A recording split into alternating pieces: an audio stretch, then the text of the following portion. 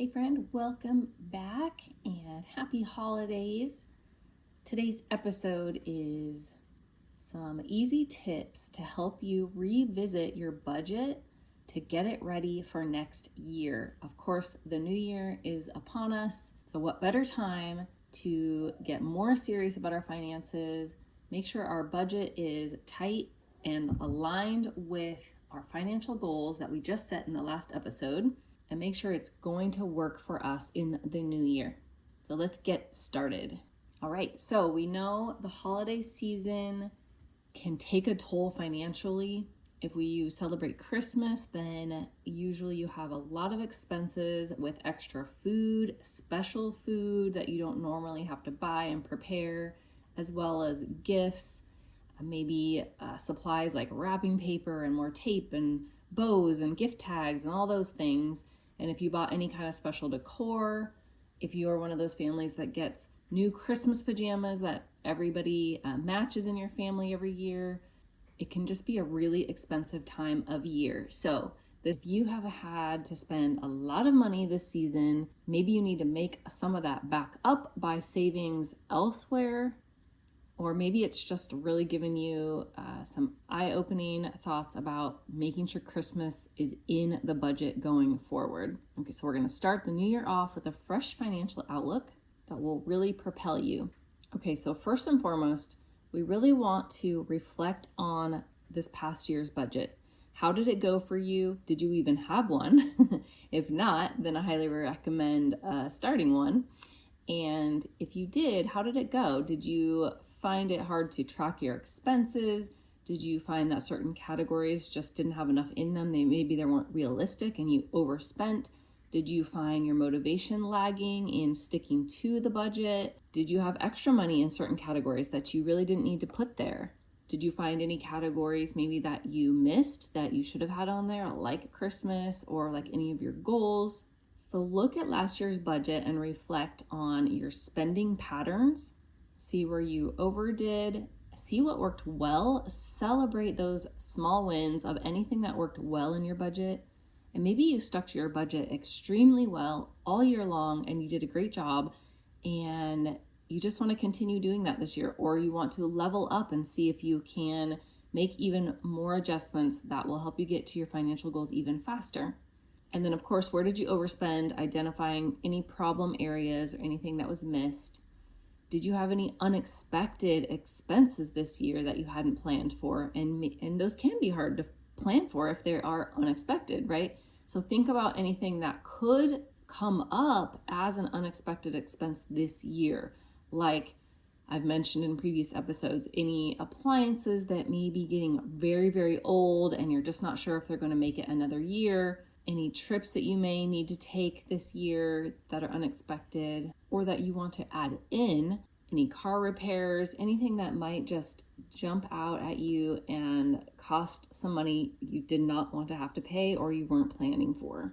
Are there any categories that you want to split up further? So if you feel like you've done a great job with your budget, or you feel like you don't have enough information in a certain category to really make some improvements, that can be a great category, a great indication that that category needs to be broken down further to give you more data to help you make better decisions. So one example can be your food. If you just have a broad category of food, maybe you want to split it out between groceries and dining out. And maybe you already have them broken out, or you feel like you want the dining out category even split up even further into like breakfast or coffees. If coffee is one of those habitual things that you do in your family, that is something you want to really track how much just that specific thing is, or lunches out, or dinners when you guys are too tired to make dinner and you just grab takeout or you go out with the family. You can get as detailed as you want or as broad as you want. I recommend if you're starting out with budgeting to go more broad, unless you know there's just a habitual thing that you feel like is really costing you a lot of money, then go ahead and track it from the beginning. But if you've been budgeting for a while and you feel pretty good at it, it could be time to drill down a little bit more detailed in maybe one category or two where you feel like you could make some more improvements and you are wanting to. Another area you could split up, if you have like a general gifts category, then you could split it up between Christmas funds specifically, birthdays specifically, and anything else miscellaneous like weddings, baby showers, just whatever comes up throughout the year.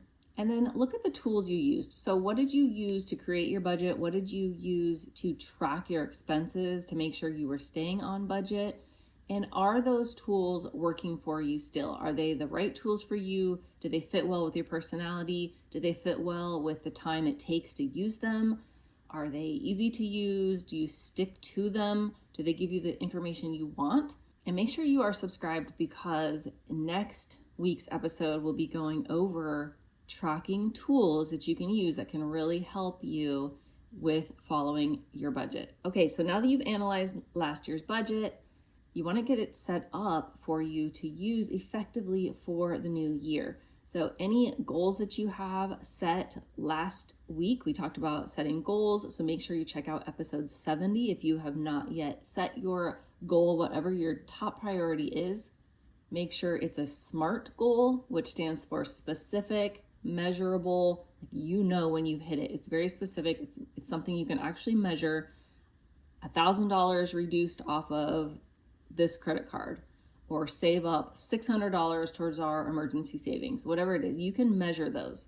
You can even reduce spending in a certain category by like 10%. You need to have something quantifiable, something measurable. So not just reduce grocery spending. That doesn't tell you. You could reduce it by a penny and you've technically done it.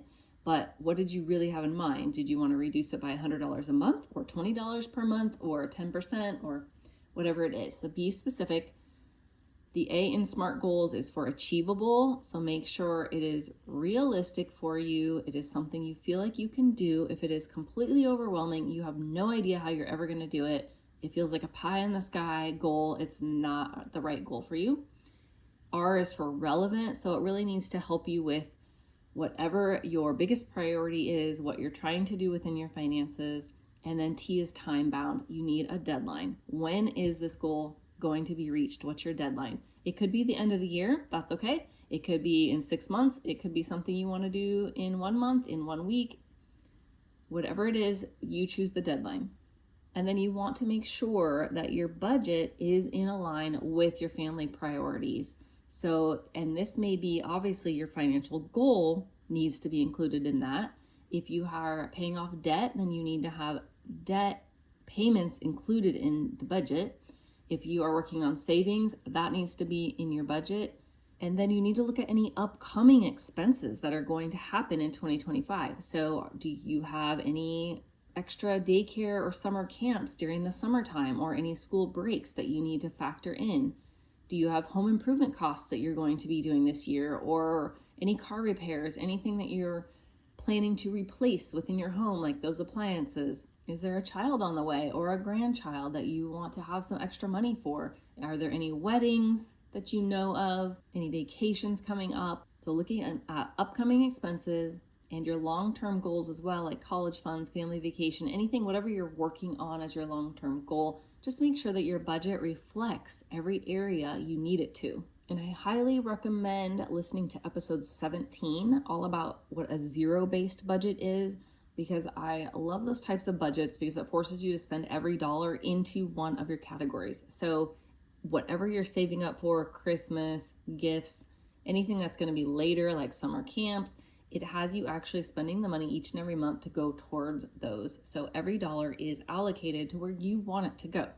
And then I highly recommend having family money meetings so that you can get the whole family support, everybody on board, let your kids know if they are going to have to make any sacrifices, tell them what your goals are that you really need to accomplish these and why it's important, and how it's going to benefit them, because obviously if your finances are improved, that benefits the whole family as a whole. So I recommend having an initial meeting to let them know what the goal is and what kind of action steps everybody's going to need to take, what kinds of things that are going to be required to get to your goal and to follow your budget.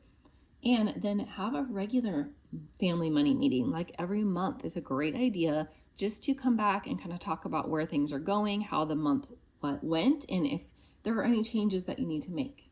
So set a specific date every month, one, to review your finances with your spouse or partner if you have one, or just yourself, and go over with them what you would like to about the updates on your goals. You don't have to go into every detail about your finances with them, but just where you're at with your goals and how you're doing. It's a good time too, as you're following your budget, is to look at any other frugal hacks that you may need to incorporate in the year ahead. Anything that you're planning on doing to help further cut any expenses or to bring any extra income if you need to do that. Some examples could be, I'm going to start meal planning, bulk shopping. I'm going to leverage secondhand items, thrift stores, garage sales to get what I need or try to get them for free as much as I can. We're going to do free and low cost family activities. So anything that you plan on doing, I'm going to start making things from scratch. I'm going to start gardening, whatever it is. This is a great time to start looking at those and see what you might want to start learning about and practicing starting in the new year. Last but not least, I highly recommend automating anything that you can. So automating savings, if you are working on savings, to go straight to a savings account automatically, to come out of your direct deposit automatically. You can transfer between a checking and a savings account automatically. You can automate payments to debt if you are wanting to add in snowball payments, or if you tend to miss getting your payments on time and it's costing you late fees.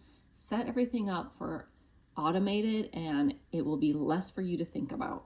Okay, so that's what I have for you today. Go and review your budget, and I'm so grateful for this community, and I love pouring out all of these tips for you guys. I hope it's helpful.